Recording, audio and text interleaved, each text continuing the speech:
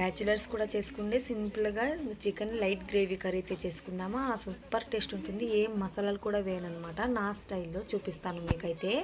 సరే ప్రాసెస్లోకి అయితే వెళ్దామా. ఇప్పుడు ఒక కడాయిలో ఆయిల్ తీసుకొని లైట్గా కొంచెం జీలకర్ర వేసుకొని అది బాగా వేగిన తర్వాత ఒక 4 ఉల్లిపాయలు చిన్నగా కట్ చేసుకొని వేసుకోవాలి. అందులోనే ఒక చిన్న పచ్చిమిరకాయ వేసుకొని వేయించుకోవాలి.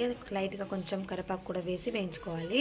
వేయించుకున్న తర్వాత ఇంకా మనం పసుపు కూడా యాడ్ చేసుకొని కొంచెం పచ్చివాసన పోయేంత వరకు వేయించుకోవాలి. వేసుకొని అందులోనే అల్లం వెల్లుల్లి పేస్ట్ కూడా వేసుకోవాలన్నమాట. వేసుకొని బాగా పచ్చివాసన పోయేంత వరకు వేయించుకొని మనం ముందుగా చికెన్లో ఉప్పు కారం పసుపు వేసి మ్యాగ్నేట్ చేసుకొని పక్కన పెట్టుకున్న చికెన్ని కూడా వేసుకోవాలన్నమాట. బాగా వేసుకున్న తర్వాత ఒక 2 టమాటోస్ కూడా వేసుకొని బాగా మగ్గించుకోవాలన్నమాట. మగ్గించుకున్న తర్వాత మనం ఒక స్పూన్ ధనియాల పౌడర్ ఉంటే గరం మసాలా చికెన్ మసాలా కూడా వేసుకొని లాస్ట్లో కొత్తిమీరతో గార్నిష్ చేసుకుంటే చూడండి ఎంత గ్రేవీగా ఉందో, సూపర్గా ఉంటుంది. బ్యాచిలర్స్ కూడా ఈజీగా చేసుకుంటారు, 10 మినిట్స్లో అయిపోతుంది. సో మీరు కూడా ట్రై చేయండి. బాయ్.